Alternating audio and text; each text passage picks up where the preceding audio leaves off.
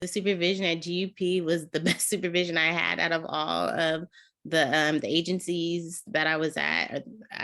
GUP supervision was great, and I attribute it to the supervisors, but also just the group of people in supervision as well. Everybody was just really supportive. Everybody was just really insightful. So you really got to feed off of each other. I learned a lot of things just from listening to my fellow clinicians. That was so helpful that I was like, oh, I would have never thought of it from that perspective, or they just give me a different way to look at something. And our supervisors were so knowledgeable, and they just made you feel really comfortable. So every week it was like, I mean, I knew we were in supervision, but we had fun too. It was like we could kiki and talk about, what we needed to talk about in supervision. So I loved my experience with GUP and supervision. It was the best. I was sent to work in a high school in an African-American community.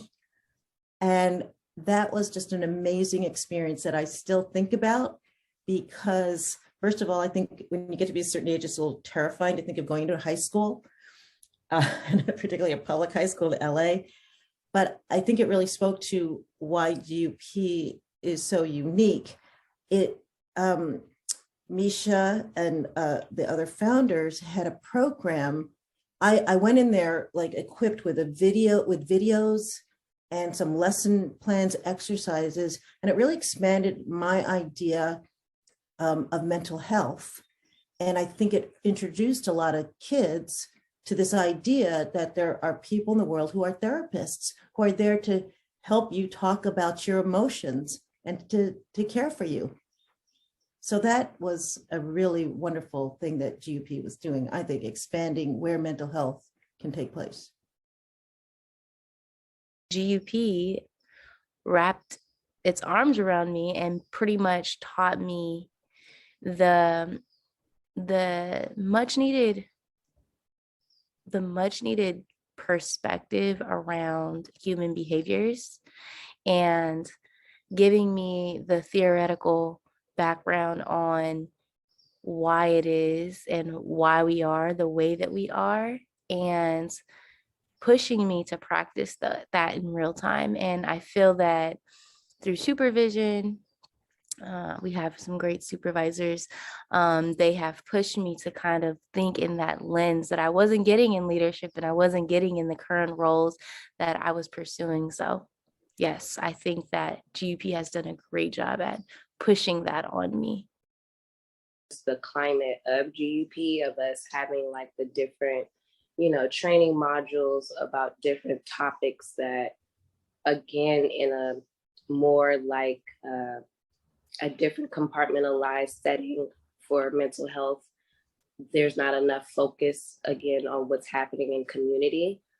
There's just a lot of focus on systems and like logistics and things of that nature. So I think our clinical trainings as well as supervision has just allowed that platform for us to be, for me to be more open-minded, be more, and just have such a broad range of things that I can educate myself on, educate my clients on, and learn how to be sensitive to those things. For me, this is my first experience being in leadership and ownership under people that look like me. I've always been with either government contracted companies, or all my supervisors have always been white women. So me being somewhere where it's like culturally I can identify with the people there, and also the leadership, the tutelage, the people that are helping usher us into this space. They look like me, they represent me, which is the same thing I want to do in the future. So it helps me understand what's going to be required of me, what I need to do, how I can be helpful, how I can be authentic. All the stuff that I eventually want to do that I have not seen a lot of, it gives me the opportunity to see like, oh yeah, I could do that. And I can make money doing it. So I'm not alone. As scientific advancements make impressive strides in PTSD care, BIPOC and queer clients are often the last to get access to newer, life-saving mental health technology. BIPOC and queer practitioners are the most undersupported and most likely to burn out in the field of mental health. For the last 6 years, growURpotential has proudly stood up against that statistic. We've provided training and support to 67 systemically oppressed clinicians, all of whom hold a firm commitment to community investing.